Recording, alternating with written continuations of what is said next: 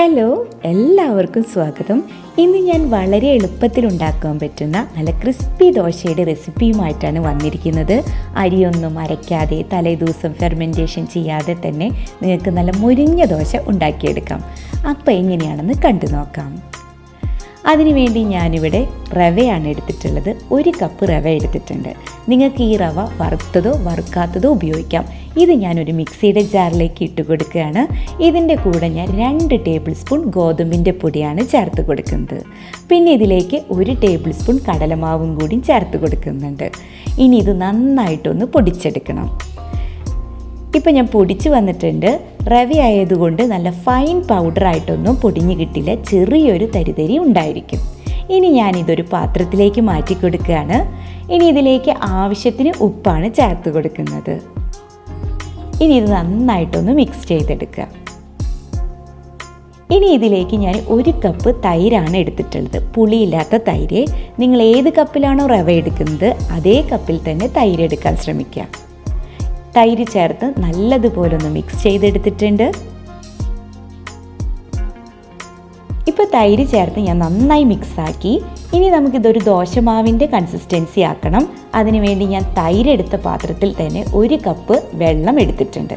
ഈ 1 കപ്പ് വെള്ളം നിങ്ങൾ കുറേശ്ശെയായിട്ട് ചേർത്ത് മിക്സ് ചെയ്തെടുക്കുക. നമുക്ക് ഒരു ദോശമാവിൻ്റെ കൺസിസ്റ്റൻസിയാണ് കിട്ടേണ്ടത്. ഇത് മതി. ഞാൻ ഏകദേശം ഒരു 3/4 കപ്പ് വെള്ളം ഇതിലേക്ക് ചേർത്തിട്ടുണ്ട്. കണ്ടോ, ഈ ഒരു പരുവത്തിലാണ് ആക്കിയെടുക്കേണ്ടത്. ഇനി ഇത് നമുക്കൊരു 5 മിനിറ്റ് അടച്ച് മാറ്റി വയ്ക്കാം. ഈ ഒരു ടൈം കൊണ്ട് നമുക്കൊരു തേങ്ങാ ചട്നി ഉണ്ടാക്കിയെടുക്കാം. ഇതിനു വേണ്ടി ഞാനൊരു 1/4 കപ്പ് തേങ്ങ ചിരകിയത് ഇട്ട് കൊടുക്കുന്നുണ്ട്.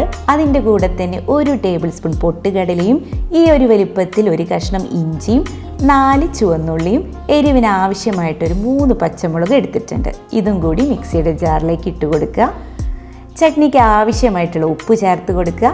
പിന്നെ ഇതിലെ ഏറ്റവും ഹൈലൈറ്റ് ആയിട്ട് ചട്നിക്ക് പുളിയുടെ ആവശ്യത്തിന് വേണ്ടി 2 ടേബിൾ സ്പൂൺ തൈരും കൂടി ചേർത്ത് കൊടുക്കുന്നുണ്ട്. ഇനി ഇതിലേക്ക് കുറച്ച് കറിവേപ്പില ഇട്ട് കൊടുക്കുക.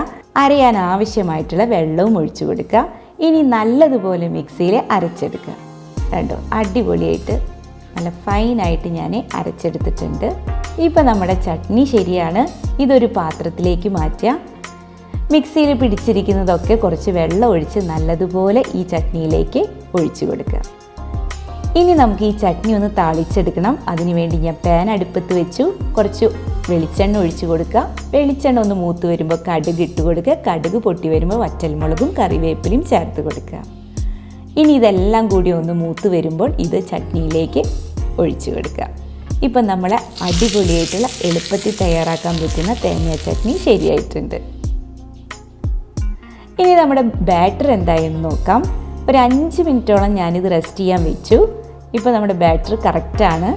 ഇനി ഇത് എളുപ്പത്തിൽ ഉണ്ടാക്കുന്നത് കൊണ്ട് ഞാനിതിലേക്ക് ഒരു 1/4 ടീസ്പൂൺ ബേക്കിംഗ് സോഡ ചേർത്ത് ബാറ്റർ നന്നായിട്ട് മിക്സ് ചെയ്തെടുക്കുക. ഒരുപാട് ടൈം റെസ്റ്റ് ചെയ്യാൻ വെക്കുകയാണെങ്കിൽ ബേക്കിംഗ് സോഡ ഉപയോഗിക്കേണ്ടതില്ല. ഇനി അടുപ്പത്ത് പാൻ നല്ല ചൂടിൽ ഞാൻ പാൻ അടുപ്പത്ത് വെച്ചിട്ടുണ്ട്.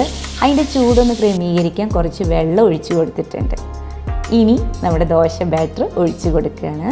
1-2 തവി മാവ് ഒഴിച്ചു കൊടുത്ത് വളരെ നൈസായിട്ടുള്ള ദോശ നിങ്ങൾക്ക് പരത്തിയെടുക്കാം. ഇതൊട്ടും ഒട്ടിപ്പിടിക്കുകയില്ല. പെട്ടെന്ന് തന്നെ പരത്തിയെടുക്കാൻ പറ്റുന്ന ഒരു ദോശ തന്നെയാണിത്. ഇനി ഈ ദോശയിലേക്ക് നിങ്ങൾക്ക് നെയ്യോ അല്ലെങ്കിൽ നല്ലെണ്ണയോ ചേർത്ത് ദോശയിലേക്ക് ഒഴിച്ചു കൊടുക്കാം. എല്ലായിടത്തേക്കും ഒന്ന് സ്പ്രെഡ് ചെയ്ത് കൊടുക്കുക. ഇപ്പോൾ നമുക്ക് ഒരു ഭാഗം നന്നായിട്ട് തന്നെ മൊരിഞ്ഞു വന്നിട്ടുണ്ട്. കണ്ടോ, ഇതുപോലെ. ഇനി ഇത് നമുക്ക് പ്ലേറ്റിലേക്ക് എടുത്തു മാറ്റാം. അപ്പോൾ നമ്മുടെ അടിപൊളിയായിട്ടുള്ള നല്ല ഗോൾഡൻ കളറോട് ക്രിസ്പിയോട് കൂടിയ നല്ലൊരു ദോശയാണ്. ഇത് കാണുമ്പോൾ നിങ്ങൾക്ക് അരിദോശയാണെന്ന് തോന്നിപ്പോകും. അത്രയ്ക്ക് നല്ല ഒരു ക്രിസ്പിനെസ്സിനോട് കൂടി ഉണ്ടാക്കാൻ പറ്റുന്ന ദോശയാണ് കേട്ടോ. ഞാൻ അടുത്ത ദോശയും ഇതുപോലെ തന്നെ ഉണ്ടാക്കിയെടുക്കുന്നുണ്ട്. തവ നല്ല ചൂടാണെങ്കിൽ വെള്ളം ഒന്ന് ഒഴിച്ച് ഒന്ന് ചൂട് ക്രമീകരിച്ച് ബാറ്റർ ഒഴിച്ച് കൊടുക്കുന്നതായിരിക്കും നല്ലത്.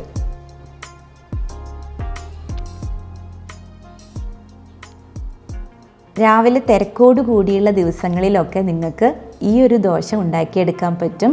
ഒരു 10 മിനിറ്റ് പോലും ഞാൻ ഈ ഒരു മാവ് ഉണ്ടാക്കി ദോശ ഉണ്ടാക്കാൻ എടുത്തിട്ടില്ല. ഇനി ഞാൻ ഈ ദോശ ഒന്ന് പൊട്ടിച്ച് കാണിച്ചു തരാം. നോക്കൂ, നല്ല മുരിഞ്ഞ ദോശയാണ്. ഇത് അരിദോശയാണെന്ന് മാത്രമേ ആളുകൾ വിചാരിക്കൂ, റവ ദോശയാണെന്ന് അറിയില്ല. അപ്പോൾ നമുക്ക് നല്ല തിരക്കുള്ള ദിവസങ്ങളിലൊക്കെ നിങ്ങൾക്ക് ഉണ്ടാക്കിയെടുക്കാൻ പറ്റിയൊരു ദോശയാണ്. കുട്ടികൾക്കും മുതിർന്നവർക്കൊക്കെ ഇഷ്ടപ്പെടും.